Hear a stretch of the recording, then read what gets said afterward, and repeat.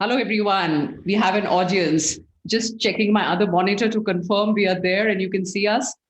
I have a fantastic, interesting new topic to discuss today, a generational topic. And my guest is none other than Varsha Kini. Quickly about Varsha, I did post a little introduction about her on the creative we posted. Varsha is an art therapist. She's the founder of Mandala Teas, and I'll ask her to tell us a little more about that. She's a co-founder of Kaamedy Incorporation. Yes. And I believe it's India's first corporate improv group.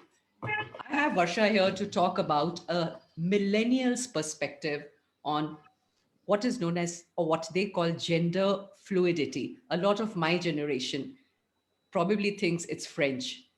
Here is an attempt to understand this a little more.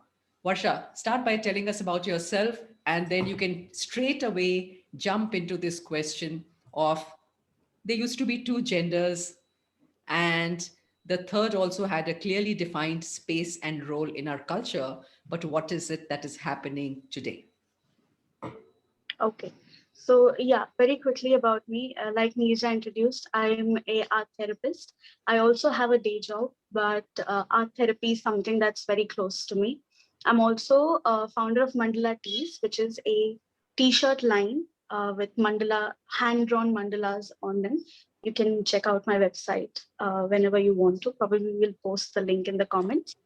And I'm also a co-founder of Kaamedy Inc, which is, like Nirja mentioned, a improv troupe.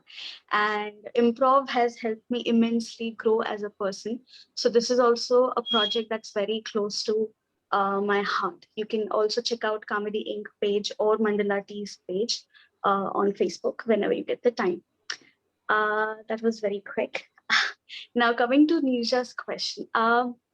It's a very good question, simply because the way we see gender is far from what it actually means, in the sense that usually, or right from thousands of years, we have defined gender in the simplest of forms. Meaning, if you have, sorry, don't mind my language, but if you have a penis, you are considered a male. And if you have a vagina, you're considered a female. And if there is some sort of deformity in your genitals, you are then very conveniently put into the third or the other gender. And that's what we have lived with for thousands of years. But that's not the case, because gender identity is far more complex than it just being labeled so because of a set of genitals that you own. Gender identity is more of a psychological phenomena than a biological one. Of course, genetics also plays a role, but that's too much into detail. Simply put, gender identity is psychological, not biological. So it's not that we did not have more than two genders uh, from the beginning of the time. It's just that nobody spoke about it because nobody thought in that direction. Or even if when people did, when a lot of reformation happened for bringing in the society that we know as of today, a lot of changes were made, and a lot of these changes were political. Now, the minute I say political, people immediately jump to, oh, bills and legislative assembly and all of that. But what we don't understand is politics has played such an important role in shaping the way we think, the way we respond to situations. And this has been happening for thousands of years.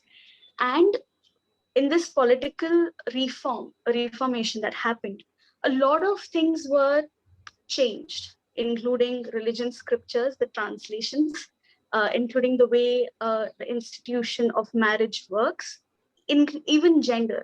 I mean, probably Wow. going forward, we'll talk about it in detail, but the way people perceive gender also was very different back in the day, thousands of years ago, of course. But now when you ask, so what changed, I think people think, oh, we are becoming modern and, you know, a lot of Western influence. But what you don't understand is right now we are going back to our roots because that is who we were. And then when Interesting. the social, yes, the social construct, the new social construct was put together, that is when everything, including gender, unfortunately got put in a box so that, you know, you Wow. can control us better. The more simpler the rules, the better it is to control a population, right? At that, So uh, Varsha, that's my cue to come in because control is a word that my generation hears very often. yes, Now, look, it's very fascinating that you say that gender is psychological. That's a foreign concept, perhaps, to some of the earlier generations because you were born a certain way and you didn't question it. But when you say it's psychological, what kind of an effect does it have on your, let's say, your mental health? Does it put a stress on you? How do you experience is there some confusion? Do you vary, at times, or do you stay steady? You feel one particular gender at a certain time, and is there a spectrum? How does it work? well, to give you a short answer, yes, it does have a mental effect on people. Simply put, just imagine, Nirja, now for Hmm. whatever n number of years of your life, you have identified as a woman, right? Yes. Now, if the entire world comes and tells you, no, you are a man, Wow. how would you deal with that, right? If the entire world wakes up tomorrow and treats you like a man or expects you to behave like a man, how Hmm. would you, you know, how would you feel about it? And you try in various ways to explain that I'm a woman and nobody is really listening to you. Nobody is really paying attention to what you are saying and what you feel and what you want to do. For how Yeah. long are you going to be okay with that? Right? So to ask whether it has mental repercussions, of course it does. In fact, gender dysphoria is something that is a legit mental health condition that people. Okay, I'm so sorry. I think my maid is here. I will take my phone with Yes. Go me. ahead. I'll Go keep ahead. talking. Go ahead. No problems. Yeah, so it is a legit mental repercussion. And Hmm. why wouldn't it be? Because today, the society does not understand Mm-hmm. when some, like say, let's a man says I identify as a woman, he's Hmm. bullied or Hmm. his parents disown him. Same goes with a female if she tries to say that she identifies as a man, or Yeah. let's say if uh, they choose to be with a person of their same gender, they are also disowned by the society, shunned by the society, because of which today a lot of people don't even talk about it for years. Then there is an internalized phobia Mm-hmm. because we are so hardwired to think in a Yes. certain way. We are Yes. in a denial for such a long time. So there is an Hmm. internal conflict also. So all of this put together, I think it is a genuine concern Hmm. for people from this particular community. And I think we need to be more open about it, need to talk about it, explain it rather Hmm. than fighting over it, you know. So, yeah, You said I something interesting, Varsha. You said that how would you feel if the environment told you that you were not a woman and you were a man? But my understanding was that this sense feeling comes from inside and not from outside. I may at some point feel that I am not a woman, or I have inclination or sentiments or some sensibilities that are associated with the male gender. right. So does it happen from outside, from inside? Is it a combination? So one thing that we do, and I don't blame or say it's incorrect, uh, I'm just stating it as a fact that Hmm. we assign gender to a baby the minute it's born, Yes. right? And at that point, we don't know how this baby is going to grow up to be and how this Mm-hmm. baby is going to identify itself when it comes to gender or any other beliefs for that matter, right? So, in the formative age stages of the child, we have already assigned a gender to the baby. That's the outside part of it. So Okay. in and out daily, if I'm hearing that you're a boy, you're supposed to do this, you're supposed to be good at this, or these are my expectations. But the boy Yes. is growing up to identify as a girl. That is that is what I speak about when I say the Yeah. internal conflict, because Great. what I'm feeling from inside is not matching what the environment from outside is telling me. Exactly. So that's the mismatch. True. I appreciate that.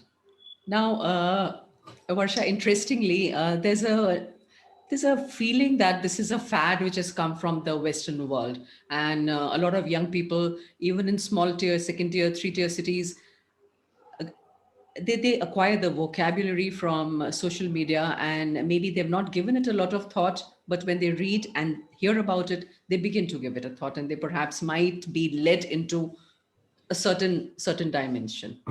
Now, but India typically, Indian culture has had cases of third gender was not something new or odd or unusual. So you have the Sanskrit language, for instance, grammar that uses the three genders. Then we have the case of Shikhandi. There were the Kinnars, the Ardhanarishwar. In a sense, this was not really gender fluidity. It was not something that was against our culture. So why this hush hush about it now, this taboo around it? Why are people uncomfortable talking about it, and why is it associated with coming out? Like, you have to come out as a trans, you have to come out as this, come out as a queer. Where is that coming from? Hmm. Okay, so I will answer the questions one by one because there were like two, three questions. A Right? couple of them, Yeah, yes. yeah, a couple of them. So to say that this whole concept of gender fluidity comes from a Western culture, it's actually the opposite of it. The way I mentioned earlier that when um, a lot of indigenous people, uh, thousands of years ago, including our Indian culture, believed in gender fluidity. In fact, a lot of indigenous groups, for example, in Africa or North America for that matter, they typically identified with four genders, which is the Hmm. feminine male, and masculine male. And it was Wow, very interesting. normal, yeah, and it was Hmm. very normal for an individual to flit between these two roles. And there was a equality of true form because a person would be both a woman and a man at any That's given point of beautiful. time. That's And beautiful. yes, and basis of the requirement, they would keep switching the roles, and Yes. it worked beautifully, right? But that is something that fits into a free will or a free thinking world, which doesn't fit well with a politically controlled society, right?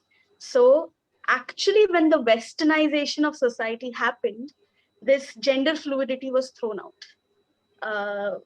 in addition to a lot of things. Hmm. So to say that this whole gender fluidity comes from Western world is actually quite the contrary. That is one. Second is you mentioned about Ardhanareshwar, Shikhandi and all. That's a brilliant point. And I might say something that might go down as controversial, but this is very important to say this. I think a lot of us don't really understand our own religion and culture simply because a lot of it is so symbolic in nature, right? What was written down.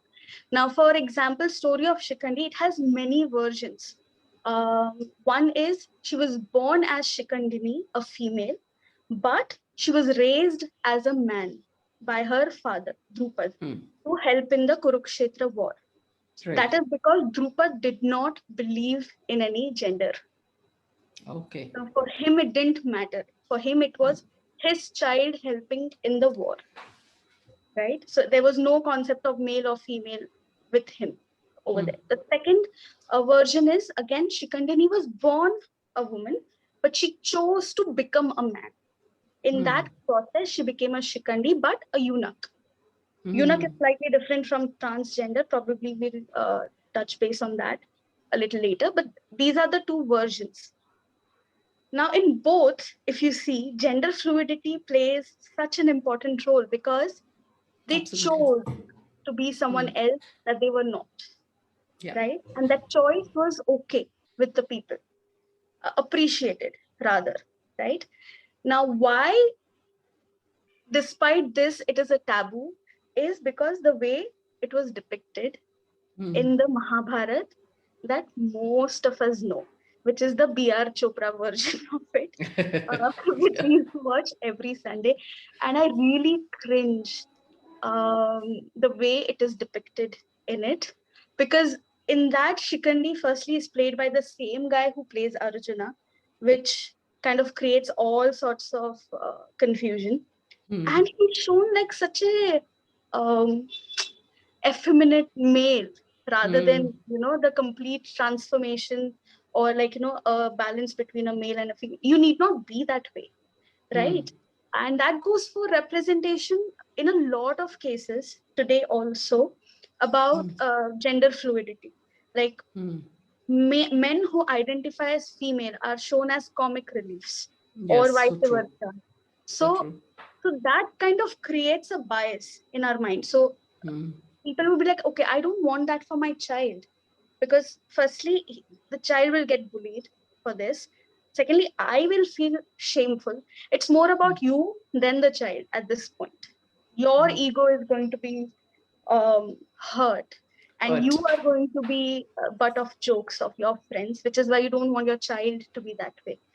But this is mostly a stereotype. It's not the reality, the ground reality of it. um, even if I identify as a man, I don't have to be very tomboyish. I can be myself, especially today because the gender roles are not that defined. Yes, Because absolutely. today women work, today women go to the gym, today women are into sports. All the things that men do, women do it, and vice versa. Men are also doing the things that were typically assigned to a woman earlier. So now it becomes easier for me to identify as a man and still be this, like the way I'm talking right now. I could be just this and still tell you that, Nirja, I identify as a man, you know? I So I have a question there, Varsha. There's a question there that if everybody becomes similar, what happens to desire? I mean, opposites used to attract once upon a time. that's a very good question. Gender identity is not sexual orientation. Okay. So I may be identifying myself as a man, but I can still be attracted to a man. I may not necessarily be attracted to a woman, Okay. right? Even if a guy, for example, identifies as a woman, let's say, or does not identify, there are non-binaries also. Let's include them also in this conversation. It's Right. not just transgender. Today, there are several. I mean, there's a substantial population which identifies themselves as non-binary, wherein they don't identify with any gender because they think a human is beyond that. I don't want to be Yes. limited in my perspective or whatever I do on basis of any one gender, which is also fine. In Right. that case, they can be attracted to anybody, a man or a woman or both, right? So there is still going to be attractions of the opposites. I can still be attracted to a cisgender. Cisgender is a binary people like you and me who are women and identify as women or men for that matter. So the attraction can still be there and you can still work it out. Okay. uh, because we otherwise biologically are not very different uh, across the gender, right? So yeah, I mean, as long as your partner understands where you're coming from, Fair enough. Fair enough. I don't think that should be a problem. Sure.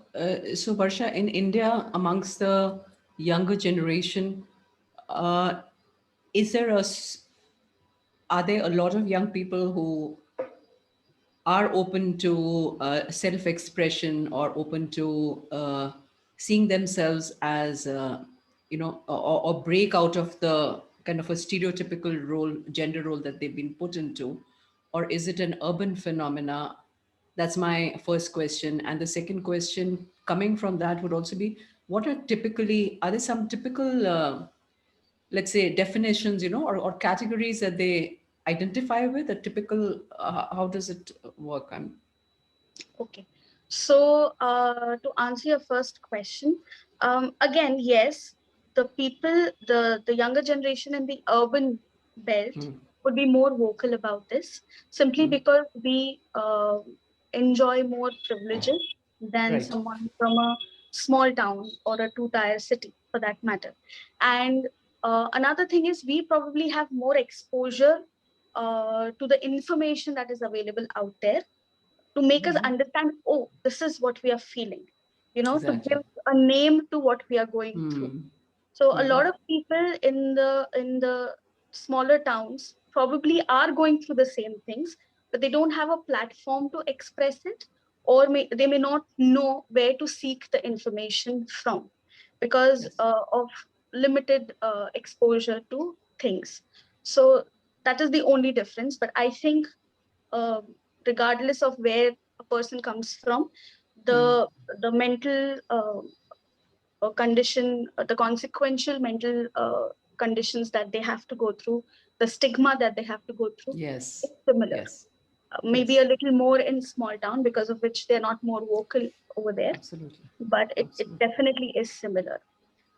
So I'm, The second question was, I'm sorry, your second is question was? a I was asking you there. I've heard there's an agender, there's a cisgender, there's a Yes, yes, yes. Okay, right. so definitions. Now, this again, we are still waking up to the idea of Yes. how we can define Absolutely. different genders. All right.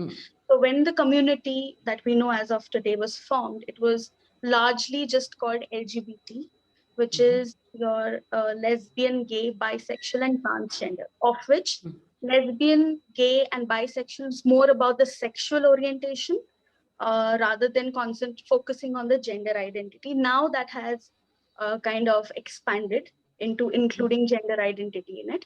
But initially it was that. And only the transgender, the T portion of it, was addressing the actual uh, gender incongruity of people. Then Okay. later on, it kind of expanded to LGBTQ. Now I'm hearing something about LGBTQIA. I have to admit, I am still not very sure on what IA stands for or what it's inclusive of.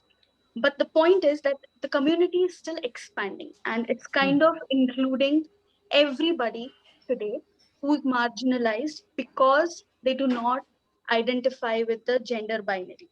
So the Absolutely. definition also is kind of expanding, and we are still trying to figure out how to address this, especially because no, especially for someone like me, because no matter how many people I talk to, no matter how much research I do, end of the day I'm going to be an outsider, right? Because for me it's easy. I'm genetically with genitals I'm a woman. I identify as a woman, and society is absolutely fine with it.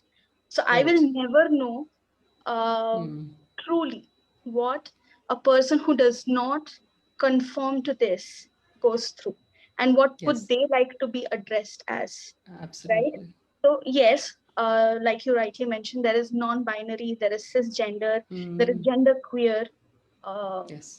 and there are about 5 6 other definitions, but these definitions mean different things to different people. As of Absolutely. today, I think the best possible approach to this would be to ask the person themselves, Right. like what would they would like to be addressed as, Sure. and respect that. I know sometimes, and I have been through this. I have a friend who used to identify as a female, but then identified as a male in later stage of life. Took me a while to respect that completely, but that was simply out of habit because I would refer to her as a she or her, and then it took me a while to uh, go and respect it and call him a him or a he. So respecting that is very important, even if you don't understand it. There are some people who would like to be addressed as they or them. Exactly. You may not Them, they. understand why is that. Yeah, you may not Yes. understand why is that, but that's okay. Hmm. You don't Hmm. need to understand it completely as of now. You can take your time, but meanwhile, respect that. And that's the thing, right? We make fun of things that we don't understand. Yes. So I think it's high time we stop doing it, simply because, like I said, we are the privileged ones. We have the upper hand. We need to show the empathy. We need to reach out to them. And there's no other way. If they lash out on you because of you not doing it, completely understandable. That is on us, 100%. And Varsha, I hear you say that unlike unlike something that maybe the earlier generation, some earlier generation feel that this is a kind of a rebellious act, or it's an attempt to break stereotypes. It's not so much about that as it is about kindness, as it is about being true to yourself. Yes, And it's more about the liberty, the freedom, the god-given right to any yes, creature to yes. be able to breathe easy and to be treated with respect, as you say. It's more about that. It's more about inclusion and accepting each other, right? Yeah, Nirja, I think one good thing that's happening now is that people are perceiving their family members outside of the roles that they play in their life. So, and they expect the parents also to do the same. Like, I may be my mother's daughter, but end of the day, I'm an adult with my own choices, with my own life, with my own freedom. So I would like to be treated like that. Unfortunately, earlier generations didn't think so, or maybe they thought so, and those numbers were very less. And people thought keeping quiet was being an ideal son or a daughter, right? But we are moving away from that now. And that has to do a lot with parents also. I mean, while growing up, a lot of people have both their parents working, for example, right? And kids are left to fend for themselves. I'm not saying it's a bad thing or a good thing, but this is what happened.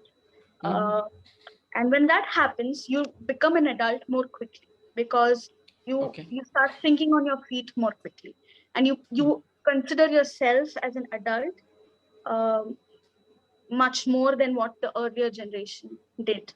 Earlier Yes. generation also had both the parents working, but the number was very, very less and almost unheard of a generation before that, right? But now that we have the new set of kids growing up, what is the choice we have then to become an adult? Because we have to fend for ourselves for a substantial time of the day, right? And then you turn around and tell, no, you are my child, you have to behave the way I tell you, then that's a clash because you're raising me in one way and your expectation is something else, right? So which is why people think that kids of this generation are much more rebellious. We're not rebellious. We're telling you that we are adults. Start treating us like one, right? And in that process, we have become more vocal about things that we want, things we want to do. And in that, gender identity also comes in. Our thoughts about our sexuality also is included. Our thoughts about marriage is also included. And I think people need to start respecting that. Um, because I hear you. Yeah. because what choice do you have? I mean, you cannot forever fight this. At some point you Yes. will have to come to a realization that just like you are an adult, your child is an adult too.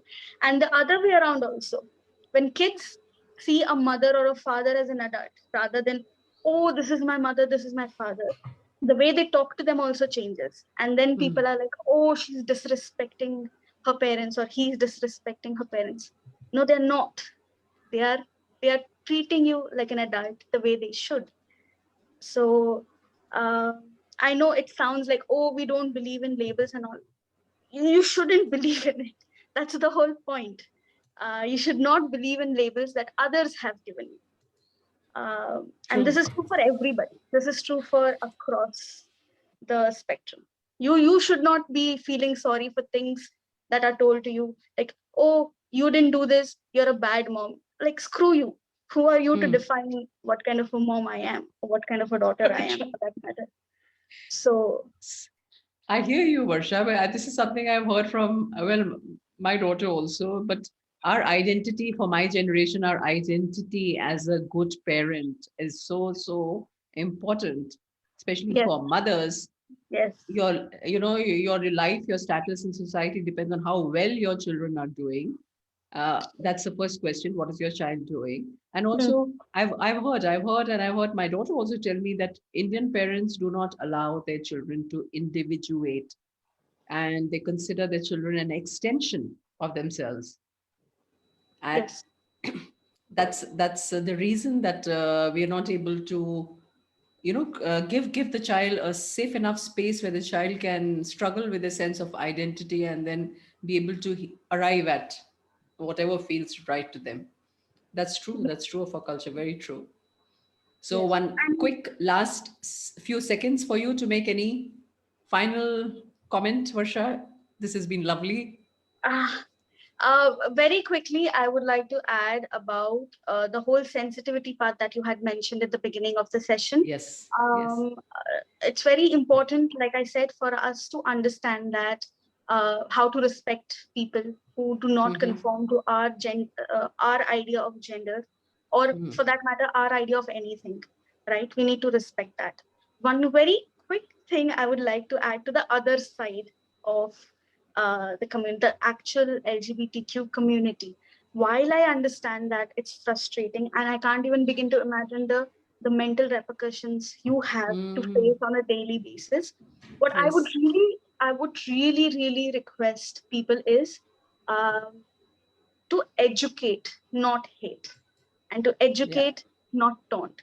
So if someone genuinely fumbles with the idea or genuinely is not grasping what you're trying to tell them, I think, and in that process, if they say something that is unintentionally derogatory, uh, Mm-hmm. I think instead of hating them and berating them about it, if you could just gently educate them that this is not the case, this is how it is, and hopefully they learn in the process, I think that will create a better, less toxic environment for the community than Mm. anything else.